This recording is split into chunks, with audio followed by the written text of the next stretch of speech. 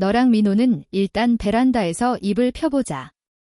보아하니 널찍하고 여름엔 시원하겠더만. 철컥 차 문이 닫히며 광화문이 밤소음이 멀어졌다. 나는 운전석에 몸을 기채 지끈거리는 관자놀이를 꾹꾹 눌렀다. 숨을 쉴 때마다 프린터 토너와 인스턴트 커피가 뒤섞인 씁쓸한 향이 올라오는 것 같았다. 또다시 끝없는 야근이었다. 대형 건설사 해외 사업부 차장 한지현이라는 이름은 어깨에서 제법 알아줄지 몰라도 돌아가야 할 그 집을 생각하면 형장으로 끌려가는 사형수나 다름없었다. 아파트 도어록을 열었다. 문이 채 다 열리기도 전에 땀 냄새. 하룻밤 묵은 음식물 쓰레기의 시큼한 냄새 그리고 지독한 김치 발효 냄새가 뒤섞인 뜨거운 공기가 확 덮쳐왔다. 나는 반사적으로 미관을 찌푸렸다. 현관에는 남편과 내 것이 아닌 신발들이 어지럽게 널브러져 있었다. 남자 신발, 여자 신발, 아이 신발까지 마치 작은 신발 박람회장 같았다.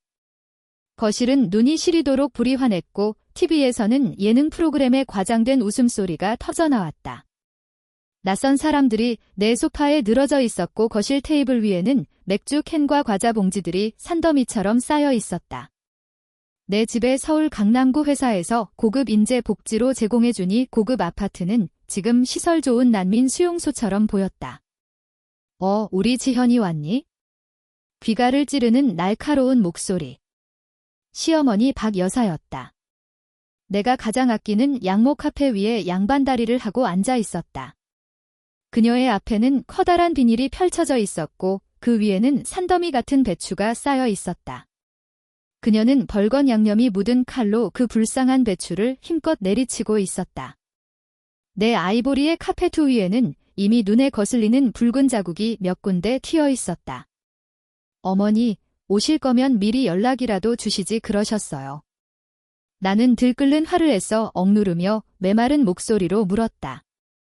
아이고, 그게 무슨 소리냐? 내가 내 아들 집에 오는데 너 같은 남한테 보고라도 해야 한다는 거니? 그녀는 눈길 한 번 주지 않은 채 자신의 작품 활동을 계속했다. 마침내 시동생이 9급 공무원 시험 준비해야 하는데 일산집은 시끄러워서 내가 데리고 왔다. 내일 시누이네도 와서 좀 돕고 겸사겸사 주말 보내고 가기로 했고 나는 소파 구석에 몸을 만 채 열심히 휴대폰을 보는 척하는 남편 이민노를 쳐다봤다. 그는 내 시선을 느꼈지만 고개를 더 깊이 숙이고 화면 위에서 손가락만 빠르게 움직였다. 마치 나라의 운명을 결정할 긴급 속보라도 보는 사람처럼 내 마음이 서서히 가라앉았다. 결혼 3년. 이젠 익숙해졌다고 생각했다. 매달 월급이 들어오자마자 민호가 온갖 집안의 급한 일이라는 명목으로 절반 이상을 빼가는 것에 매번 가족 모임 때마다 나 혼자 주방에서 팽이처럼 정신없이 바쁜데 자기 식구들은 거실에 둘러앉아 TV를 보는 것에 시어머니가 올 때마다 자기 영토를 순찰하듯 내가 산 물건 하나하나를 품평하고 마음에 드는 몇 가지를 슬쩍 가져가는 것에 나는 이미 무감각해졌다고 생각했다. 지현아, 이리 와서 앉아봐라. 시어머니가 드디어 하던 일을 멈추고 양념 묻은 손으로 자기 옆바닥을 탁탁 쳤다. 마침 잘 왔다. 이 집안의 규칙을 내가 다시 정해줘야겠다. 나는 뻣뻣하게 걸어가 하의를 벗고 실내 슬리퍼로 갈아 신었다. 한 걸음 한 걸음이 칼날 위를 걷는 것 같았다. 봐라. 너도 이제 우리 씨 집안 사람이다. 계집애가 무슨 일 욕심이 그렇게 많아? 앞으로 내 월급 통장은 내가 다 관리할 거다. 그녀는 오늘 날씨가 좋다는 듯 당연하게 선언했다. 집안 돈은 한데 모아야 불어나는 법이야. 너랑 민노는 씀씀이가 해프니까 내가 모아주마. 입을 벌렸지만 아무 소리도 나오지 않았다. 내 월급 통장. 거기엔 내 월급뿐만 아니라 분기마다 들어오는 프로젝트 보너스까지 들어있었다. 내가 수많은 밤을 새우고 수많은 커피를 마시고 모든 개인 시간을 희생해서 번 돈이었다. 그리고 이집트 시어머니가 경멸과 소유욕이 뒤섞인 눈으로 사방을 둘러봤다. 이렇게 큰 집에 너랑 민호 둘만 사는 건 너무 낭비야. 앞으로 시동생은 안방에서 자라. 거기가 조용하고 곁도 잘 들어서 공부하기 좋겠다. 신우인의 세 식구는 작은 빵 쓰고 나랑 내 시아버지는 서재 그 작은 빵 쓰면 되겠다. 온몸에 피가 차갑게 식는 기분이었다. 그럼 나는 나와 민호는 내 마음을 읽기라도 한 듯 시어머니는 턱짓으로 거실 끝 베란다를 가르쳤다. 너랑 민호는 일단 베란다에서 이불 펴고 자이 보아하니 널찍하고 여름엔 시원하겠더만 베란다 내가 화초를 키우고 작은 티 테이블을 놓고 가끔 기분 전환을 하던 그 베란다 이제 그곳이 나와 내 남편의 침실이 된다고 나는 이민호를 향해 고개를 확 돌렸다. 이번만큼은 그가 시선을 피할 기회를 주지 않았다.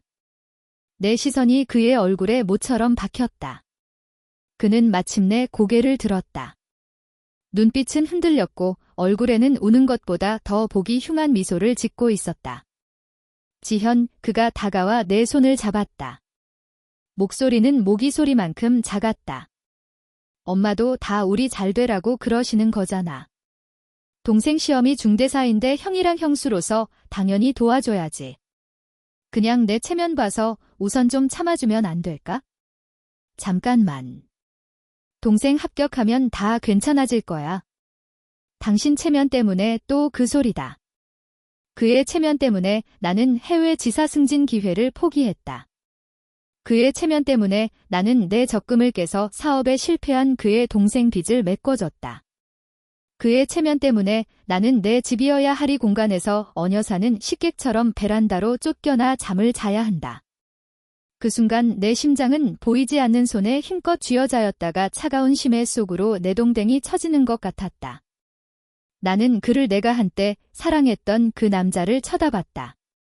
그의 눈에 담긴 애원과 비겁함이 녹슨 무딘 칼날처럼 내 마지막 남은 온기마저 저며내고 있었다. 아, 맞다. 시어머니의 목소리가 다시 들려왔다. 거절을 용납하지 않는 명령조였다. 내일 아침 5시에 일어나서 아침밥 차리는 거 잊지 마라. 내 시동생 공부하려면 든든히 먹어야지. 미역국, 꽁치구이, 그리고 밑반찬 5가지 하나도 빠지면 안 된다. 우리 식구 아침 식사는 이제부터 내가 다 책임져. 거실에서는 신호이 이민희가 승리자 같은 자세로 내 에르메스 파우치를 들고 있었다. 그 안에 립스틱을 하나씩 꺼내 자기 입술에 발라보고 있었다. 그녀의 5살짜리 아들은 매직펜을 들고 내가 한 달 월급을 털어 산가죽 소파 위에 신나게 울트라맨을 그리고 있었다. 그 누구도 이 모든 상황이 잘못되었다고 생각하지 않았다. 나는 울지 않았다. 그들이 예상했을 법한 고성을 지르지도 않았다. 나는 그저 천천히 아주 천천히 민노에게 잡힌 손을 빼냈다. 그의 손바닥은 따뜻했고 땀까지 배어 있었지만 나는 온기를 전혀 느낄 수 없었다. 끈적거려서 역겨울 뿐이었다. 내 목소리가 들렸다. 고요한 연모처럼 평온했다. 알겠습니다. 그리고 나는 몸을 돌려 말없이 베란다로 향했다. 거실과 이어진 유리문이 닫히는 순간 나는 주머니에서 휴대폰을 꺼내 녹음 중지 버튼을 눌렀다. 화면에는 27분짜리 음성 파일이 떠 있었다. 그들은 모두 잊어버린 듯 했다. 아니, 애초에 신경 쓴 적도 없었다. 강남구에 위치한 이서초 그라시엘 고급 아파트는 내가 다니는 삼성건설이 핵심인재 유치계획의 일환으로 나에게 제공한 사택이라는 사실을 임대차 계약서상 임차인의 이름은 한지현 단 한 명뿐이라는 것을 거주권 역시 오직 나에게만 있다는 것을 그들은 이 집이 내 남편의 집이고 자기들 일시 집안의 전리품이라고 생각했다. 그들은 틀렸다. 이곳은 나의 성이다. 그리고 그들은 무단으로 침입한 강도 때일 뿐이다. 초가을의 서늘한 반바람이 베란다 틈새로 스며들었다. 나는 이불을 생각도 하지 않고 작은 티 테이블 옆에 조용히 앉았다. 차가운 금속 의자 다리가 엉덩이를 아프게 찔렀다. 하지만 그 통증이 나를 전례 없이 맑은 정신으로 만들었다. 휴대폰 화면의 불빛이 어둠 속에서 내 얼굴을 비쳤다. 나는 한치의 망설임도 없이 냉정하게 2가지 일을 처리하기 시작했다. 첫 번째, 회사 내부 행정 시스템 앱을 열었다. 모든 직원 복지 신청과 관리가 통합된 플랫폼이었다. 나는 익숙하게 사택 및 기숙사 관리 항목을 찾아 퇴거 신청을 클릭했다. 화면에 확인 창이 떴다. 서초 그라시엘 17동 1100호 퇴거를 신청하시겠습니까? 퇴거 신청 시 회사는 즉시 부동산을 회수하고 자산실 및 방역을 진행합니다. 이 절차는 취소할 수 없으니 신중히 확인해 주십시오. 내 손가락이 확인 버튼 위에서 반초쯤 머물렀다. 민호의 애원하던 눈빛이 떠올랐다. 우리가 처음 왔을 때 나를 끌어안고 지현아 우리 드디어 우리 집이 생겼어라며 기뻐하던 그의 모습도 그 장면들이 빛바랜 옛사진처럼 스쳐 지나갔지만 내 마음에는 어떤 파문도 일지 않았다. 내 마음은 이미 내 체면 봐서라는 그 한마디에 완전히 죽어버렸다. 나는 버튼을 눌렀다. 화면에 신청이 제출되었습니다. 다음 영업일 오전 9시부터 처리될 예정입니다라는 문구가 떴다. 두 번째 나는 연락처를 열어 영원히 쓸 일이 없기를 바랐던 번호를 찾았다. 김유나 변호사 업계 최고의 이혼 및 재산 분할 전문 변호사이자 내 대학 선배였다. 우리는 협력 프로젝트 때문에 재회했고 그녀는 언젠가 반농담으로 내게 말했었다. 지현아, 너처럼 능력 있는 애가 결혼 생활에서 억울하게 살지 마. 언젠가 법이라는 사이다가 필요하면 언제든 연락해. 나는 그녀에게 메시지를 보냈다. 선배, 가장 차갑고 가장 독한 사이다. 한 잔이 필요해요. 내일 시간 괜찮으세요? 이혼 소송장이랑 이민로 및 그 가족에 대한 접근 금지 명령 신청해야 해요. 메시지 전송 완료이 고요한 베란다에서 유난히 선명하게 올렸다. 거의 즉시 김 변호사의 답장이 떴다. 언제든 대기 중 오해 주장을 증명할 수 있는 모든 증거를 준비해도 내일 그 쓰레기들한테 현실의 뺨따기가 뭔지 보여주자고. 나는 쓰레기라는 단어를 보며 나도 모르게 입꼬리를 차갑게 말아 올렸다. 그래, 쓰레기. 내가 이런 쓰레기들과 3년이나 함께 살았다니 이 모든 일을 마치고도 나는 조금도 홀가분하지 않았다. 대신 몇 소까지 시린 냉정과 각성이 찾아왔다. 복수라는 생각은 한번 싹 트자 황무지 같던 내 마음속의 씨앗처럼 뿌리내려 순식간에 옥목으로 자라났다. 나는 더 이상 가정의 온기를 갈망하던 한지현이 아니었다. 나는 이제 전장으로 나서는 전사였고 나의 무기는 냉정과 지혜 그리고 법이었다. 바로 그때 베란다 유리문이 살짝 열렸다. 신우이 이민휘였다. 그녀는 내가 잠들었다고 생각했는지 발소리를 죽이며 들어와 구석에 놓인 옷걸이로 직행했다. 그곳에는 내가 내일 출근할 때 입을 트렌치 코트가 걸려 있었고 주머니에는 이 아파트의 예비 출입카드가 들어 있었다. 그리고 옷걸이 옆에는 내 샤넬 클래식 플랫백이 놓여 있었다. 오늘 야근하고 돌아와 너무 피곤해서 아무렇게나 던져둔 것이었다. 그녀는 탐욕스러운 쥐새끼처럼 가방을 집어들고 지퍼를 열었다. 손가락으로 안을 더듬거리며 내 지갑을 찾는 듯 했다. 그녀의 행동은 너무나 능숙하고 자연스러워서 처음 하는 짓이 아니라는 걸 알 수 있었다. 나는 눈을 감은 채 숨소리 하나 바꾸지 않았다. 그녀는 몰랐다. 지난번 화장대 위 목걸이가 사라진 것을 발견한 후 내가 이 베란다 구석에 공기청정제로 위장한 피놀 카메라를 설치했다는 사실을. 지금 이 순간 그녀의 모든 행동은 선명하게 녹화되어 내 휴대폰으로 실시간 전송되고 있었다. 나는 휴대폰 화면 속에 그 탐욕스러운 여자를 지켜봤다. 그녀가 내 가방에서 5만 원 건 몇 장을 빼내 자기 주머니에 쑤셔 넣고 아쉬운 듯 가방을 제자리에 돌려놓는 모습을 내 마음속에는 분노가 없었다. 그저 잔인할 정도의 평온함만이 존재했다. 아주 좋아. 법정에 제출할 증거가 하나 더 늘었군. 절도죄 금액은 크지 않지만 경찰서에 기록을 남기고 주민센터에서 임시직으로 일하는 그녀의 남편 체면을 구이기에는 충분했다. 나는 이 영상을 저장하고 암호화해서 클라우드에 올렸다. 그리고 휴대폰의 모든 흔적을 지우고 무음으로 바꾼 뒤 옆에 내려놓았다. 밤은 아직 길었다. 나는 차가운 벽에 기댄 채 처음으로 이민호의 아내가 아닌 한지현으로서 지난 3년의 결혼 생활을 냉정하게 복귀했다. 내가 애써 무시했던 사소한 단서들 가족이니까 그럴 수 있지라며 스스로를 위로했던 억울함들이 지금은 영화처럼 한 프레임 한 프레임 내 머릿속에서 선명하게 재생되었다.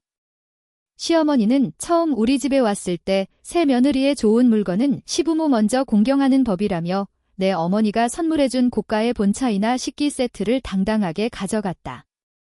민노는 그때 그저 웃으며 말했다. 엄마가 좋아하시니 그냥 들려. 내가 새로 사줄게요.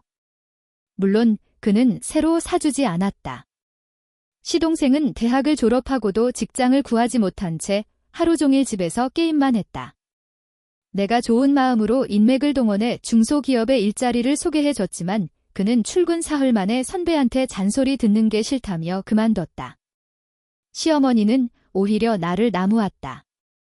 지현아, 어떻게 동생한테 그런 곳을 소개해 줄 수 있니?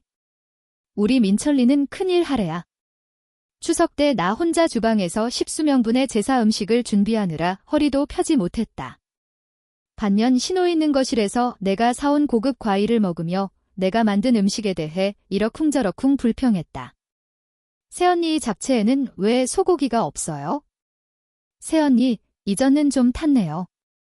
민노는 그 말을 듣고도 그저 주방으로 들어와 뒤에서 나를 안으며 귓가에 속삭일 뿐이었다. 고생했어, 여보. 조금만 더 참아. 이따가 내가 설거지 도와줄게. 물론 마지막에 설거지를 한 사람은 나 혼자였다. 하나하나 모든 일들이 무딘 칼로 살을 베는 듯 했다. 과거에는 나를 고통스럽게 하고 눈물 흘리게 하고 스스로를 의심하게 만들었다. 나는 한때 내가 부족한 건가?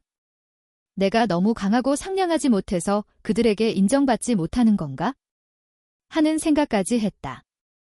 지금 생각하니 정말 우스운 일이다. 나는 완전히 틀렸다. 문제는 결코 내게 있었던 게 아니다. 그들의 끝없는 탐욕과 당연하게 여기는 요구에 있었다. 그들은 가족이 아니었다. 내 몸에 기생하는 거머리들이었고 이민노는 그 거머리들을 하나하나 내 몸에 직접 올려놓으며 가만히 있어 피 좀 빨게 해드려라고 속삭인 공범이었다. 하늘 동쪽이 희미하게 밝아왔다.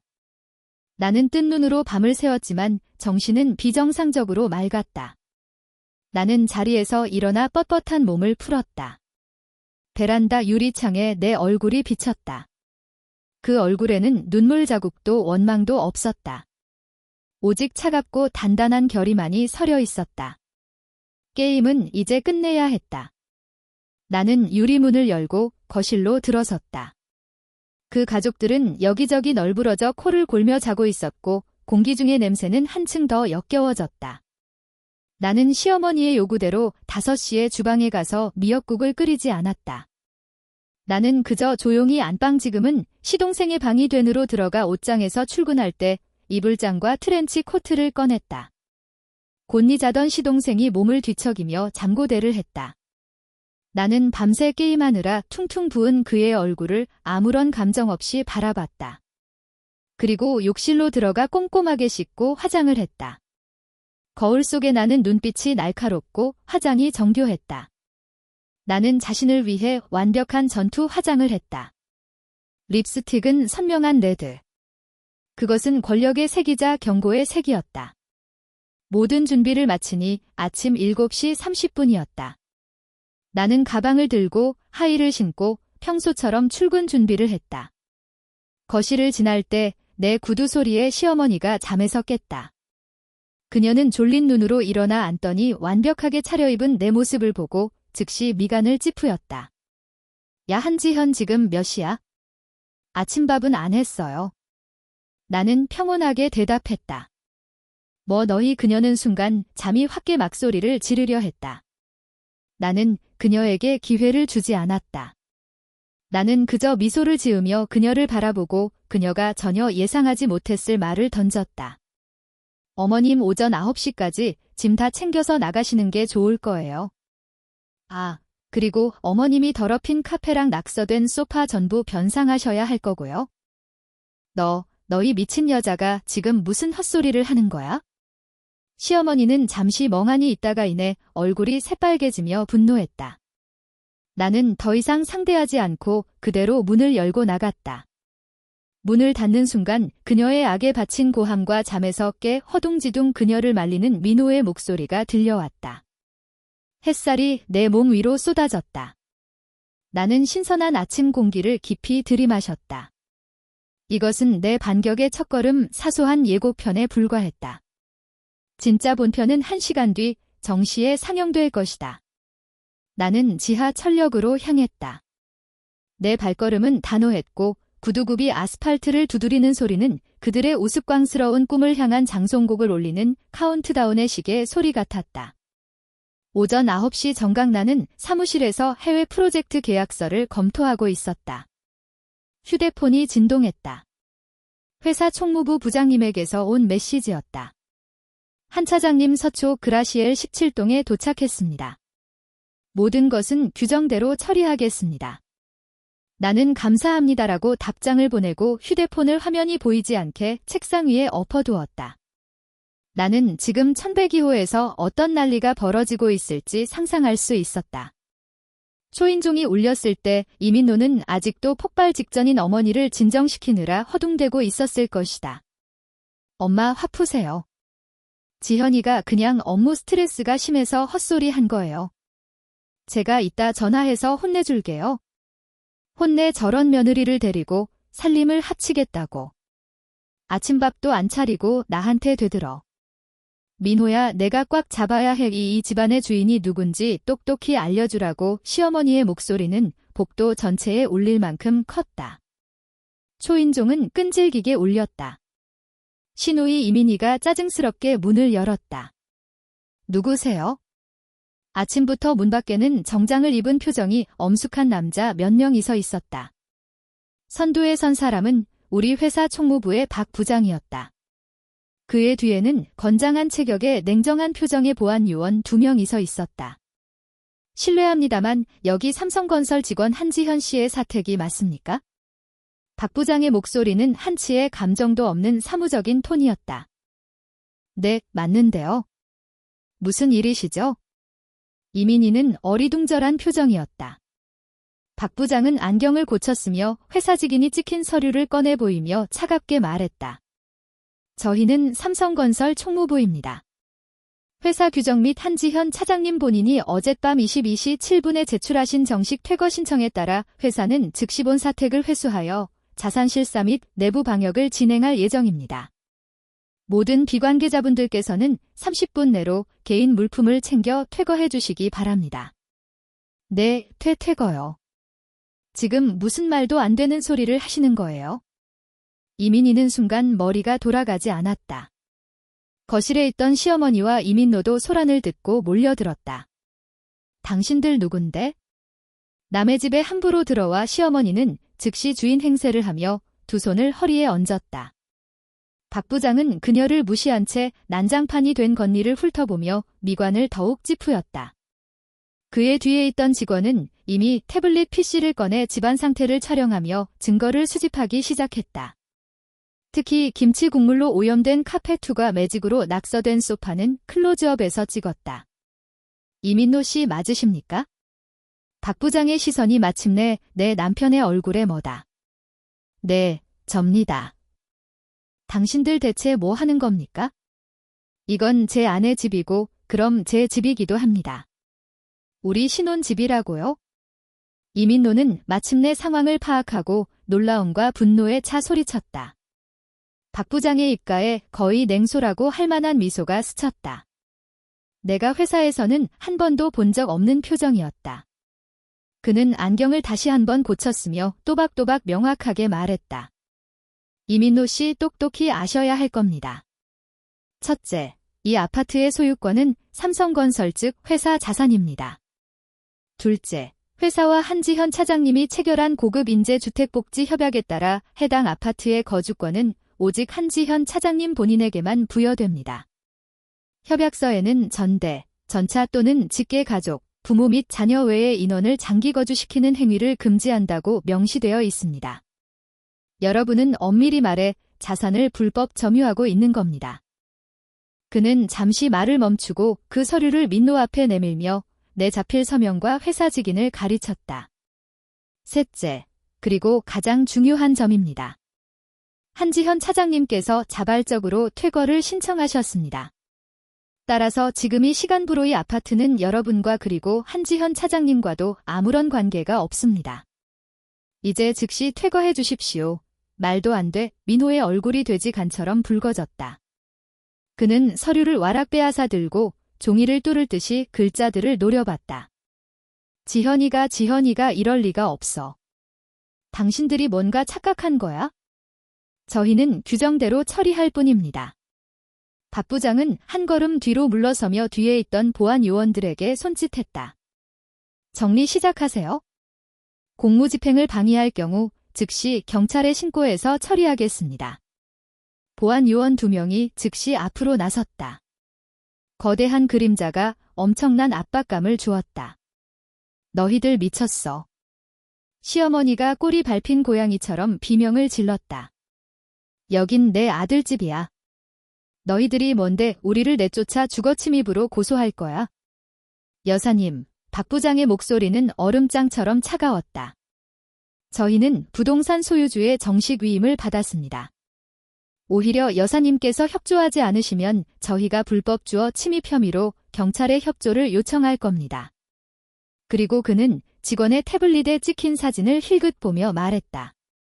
협약에 따라 거주 기간 동안 회사 자산에 발생한 모든 손해는 변상하셔야 합니다. 이 이탈리아산 양모 카페트 은시가 약 300만 원, 이 나두찌 소파는 1200만 원입니다.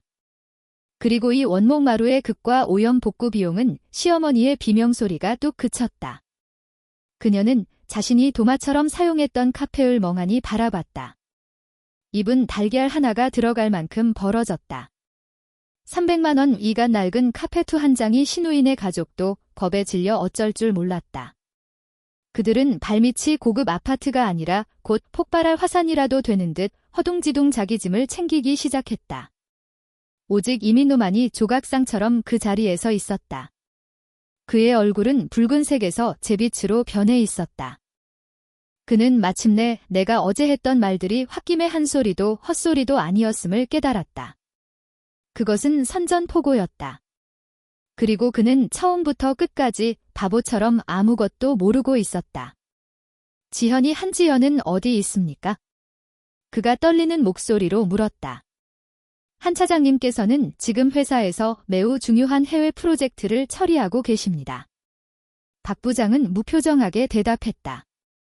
이런 집안일을 처리할 시간은 없으십니다.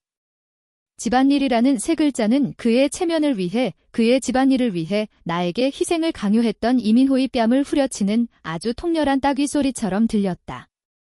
결국 보안 요원들의 정중한 자세와 박 부장의 차가운 시선 아래 이시 집안 식구들은 마치 상갓집게처럼 아파트에서 쫓겨났다. 그들의 크고 작은 짐 보다리들은 화려한 복도에 쌓여 주변의 우아한 환경과 전혀 어울리지 않았다. 이웃들은 캐치아를 통해 반쯤 열린 문틈으로 호기심과 경멸이 섞인 시선을 던졌다.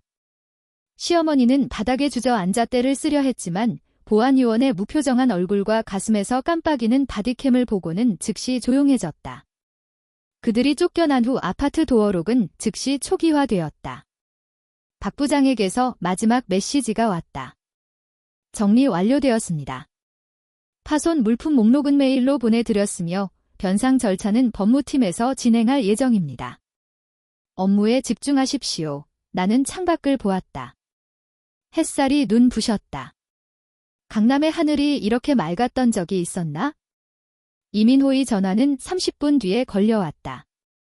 히스테릭한 질문과 위협으로 가득 찬 목소리였다. 한지현. 너 대체 무슨 미친 짓이야? 엄마랑 동생네를 다 쫓아내. 우리를 길바닥에 나앉으라는 거야. 이 악독한 년 나는 받지 않았다. 나는 그저 그의 번호를 차단하고 어젯밤 녹음했던 음성 파일과 신호이의 절도 영상. 그리고 지난 3년간 내가 그들 가족에게 쓴 돈을 상세히 기록한 내역서를 함께 묶어 김유나 변호사에게 보냈다. 얼마 지나지 않아 김 변호사에게서 전화가 왔다. 지현아 아주 잘했어. 증거가 완벽해. 음성 파일은 정신적 학대와 협박을 입증하는 보조 증거로 영상은 절도의 직접 증거로 지출 내역은 재산 분할 소송에서 활용할 수 있어. 너 지금 어디야? 회사요. 회사에서 절대 나오지 마. 아마 그 인간이 곧 너를 찾아갈 거야. 명심해. 지금 넌 내 그라운드에 있어? 겁먹지 마. 내가 다 알아서 할게. 김 변호사의 예상은 정확했다. 1시간도 채 되지 않아 회사 안내 데스크에서 다급한 목소리로 내선 전화가 걸려왔다. 한 차장님, 본인을 남편이라고 주장하는 이민노 씨라는 분이 로비에서 감정이 많이 격앙된 상태로 꼭 만나야겠다고 하십니다. 나는 심호흡을 하고 자리에서 일어났다. 기다리라고 하세요. 제가 바로 가겠습니다. 나는 혼자 가지 않았다. 인사부 부장님과 법무팀 동료를 함께 불렀다.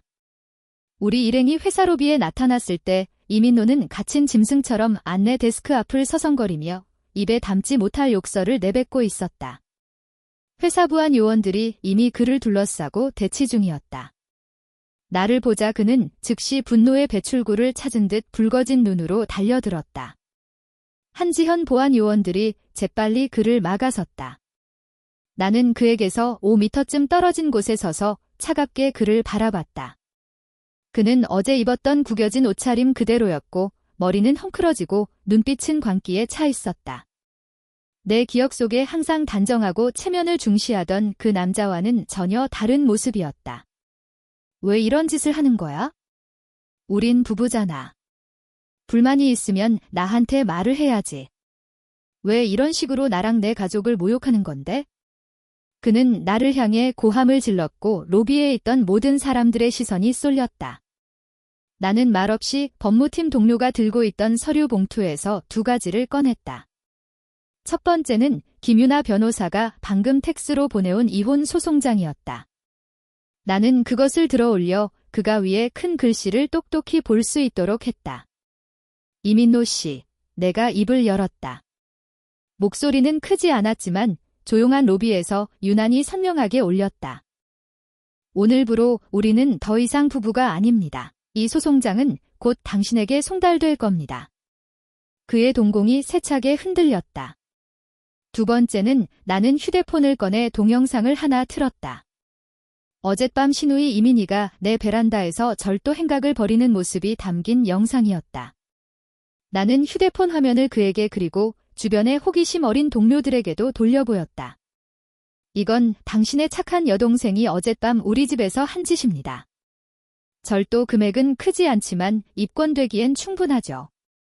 아, 그리고 당신 어머니가 우리 집에서 선포하신 그 새로운 규칙들 전부 녹음해뒀습니다. 나는 미소 지었지만 눈에는 한 점의 온길도 없었다. 되냐고 물으셨죠. 당신 가족에게 물어보세요. 그들이 나에게 무슨 짓을 했는지. 이민호의 얼굴이 순간 새하얗게 질렸다. 그는 영상 속의 그 떳떳하지 못한 모습을 보며 입술을 파르르 떨 뿐 한마디도 하지 못했다. 주변 동료들 사이에서 억눌린 탄성이 터져나왔고 그를 향한 시선은 경멸과 무시로 가득 찼다. 바로 그때 더 폭발적인 목소리가 회사 정문 밖에서 들려왔다. 한지현. 이 속이 시커먼 여우 같은 현, 너 당장 나와 시어머니였다. 그녀는 신누이와 시동생을 이끌고 오합지졸 군대처럼 화려한 회사 로비로 쳐들어왔다. 그녀는 바닥에 털썩 주저앉아 허벅지를 치며 통곡하기 시작했다. 여러분 와서 구경하세요. 삼성 대기업이 사람 잡네. 내가 힘들게 키운 아들이 이런 악독한 며느리를 얻었어요. 자기는 호화로운 집에서 살면서 우리 식구들은 길바닥으로 내쫓았다고요. 세상에 이런 법이 어디 있어? 그녀는 울부짖으며 내 옷을 잡아 뜯으려 했다. 법무팀 동료가 즉시 내 앞을 막아섰다. 인사부장님은 보안팀의 눈을 보내고 침착하게 전화를 들었다. 네, 강남경찰서죠. 여기는 삼성건설 본사입니다. 회사 로비에서 소란을 피우며 정상적인 업무를 심각하게 방해하는 분들이 있어 즉시 출동 요청합니다. 시어머니의 울음소리가 뭐다. 그녀는 회사 같은 곳에서 동네에서나 통하던 때 쓰고 들어눕는 방식이 동정과 구경거리가 아니라 경찰 신고로 이어진다는 것을 예상하지 못했다. 경찰은 신속하게 도착했다. 제복을 입은 경찰 앞에서 시어머니는 순식간에 기가 죽었다. 경찰이 공공질서 문란과 덤무방해 혐의로 경찰서 동행 조사를 요구하자 그녀는 완전히 당황했다. 저는 그런 게 아니고 그냥 며느리랑 얘기 좀 하려고. 여사님의 행동은 기업의 정상적인 운영에 심각한 영향을 미쳤습니다. 저희 업무에 협조해 주십시오. 경찰의 말투는 단호했다. 결국 회사 모든 직원의 시선 아래 나의 전 시어머니, 그 위세 등등하던 박 여사는 경찰 2명에게 딘도되어 경찰차에 올랐다. 이민노와 신우이 시동생도 제빛 얼굴로 경찰서에 조사를 받으러 따라갈 수밖에 없었다. 세상이 마침내 조용해졌다. 나는 그 자리에 서서 그들이 초라하게 떠나는 뒷모습을 바라봤다. 마음속에는 통쾌함 대신 모든 것이 끝났다는 피로감만이 남았다. 이 막장극은 마침내 가장 추한 방식으로 막을 내렸다. 인사부장님이 내 어깨를 두드리며 온화하게 말했다. 한 차장 이제 사무실로 돌아가서 일해요. 여긴 우리가 처리할게. 회사는 언제나 한 차장 편이야. 나는 고개를 끄덕이고 엘리베이터로 돌아섰다. 엘리베이터 문이 천천히 닫히며 바깥의 모든 수군거림과 시선을 차단했다. 거울처럼 매끄러운 엘리베이터 벽면에 내 모습이 비쳤다. 그 여자는 눈빛이 확고하고 등은 꼿했다. 그 순간 나는 너무나 명확하게 알았다. 결혼 생활 속에서 억울함을 참고 인내하던 한지현은 완전히 죽었다. 살아남은 것은 오직 자신만을 위해 살아갈 완전히 새로운 한지현이었다. 이혼은 놀라울 정도로 순조롭게 진행되었다. 녹음 파일, 영상 그리고 상세한 지출 내역서라는 증거 앞에서 이민노 측은 단박할 여지가 전혀 없었다. 김유나 변호사의 전문성은 흠잡을 데 없었다.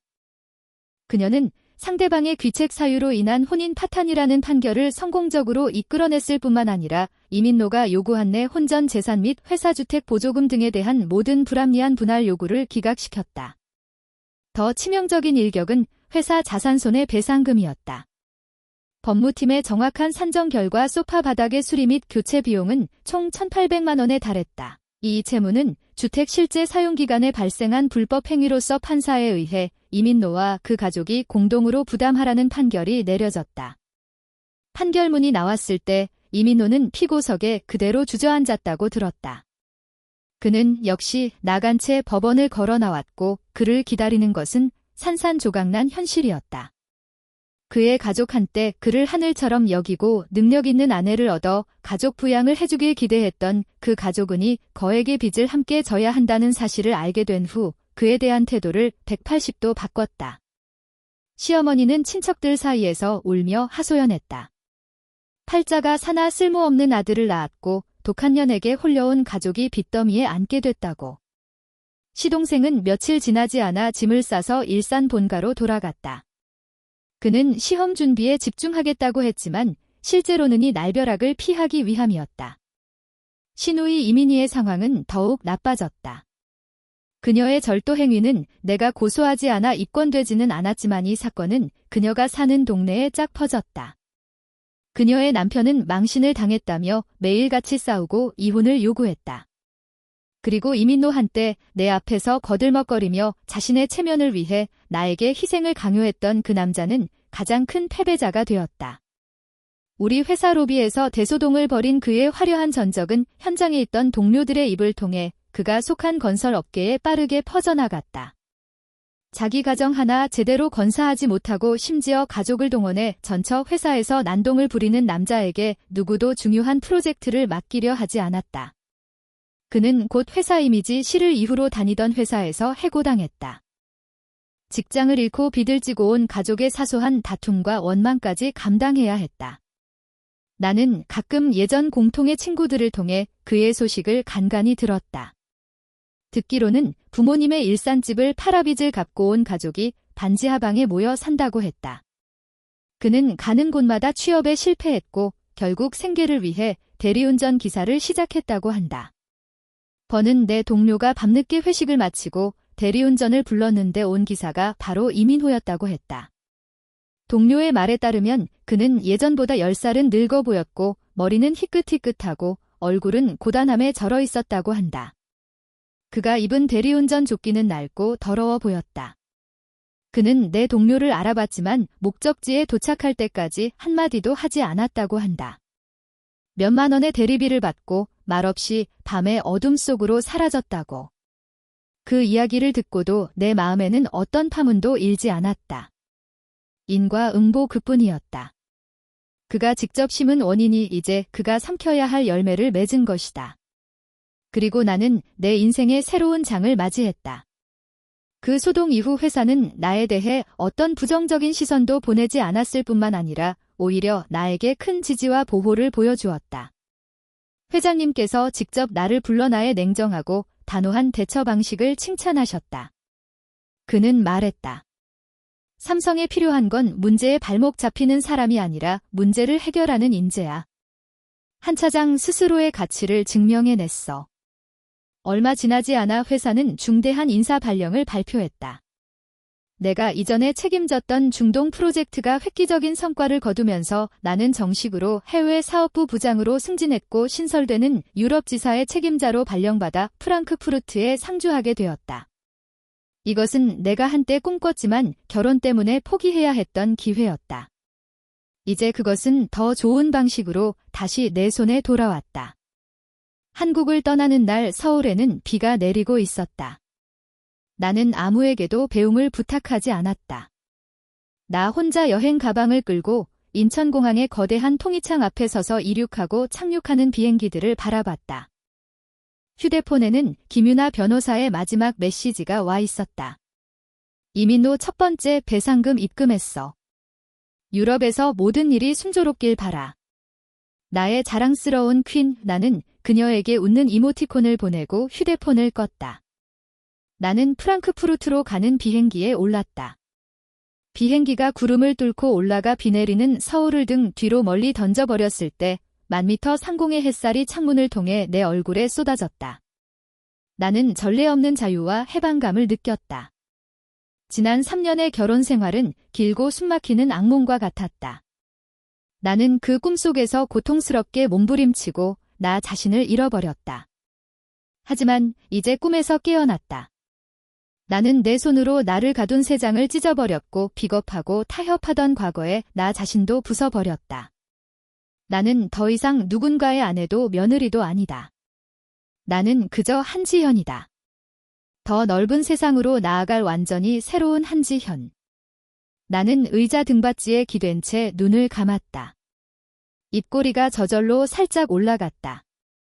내 인생은 이제 막 시작되었다. 엔드.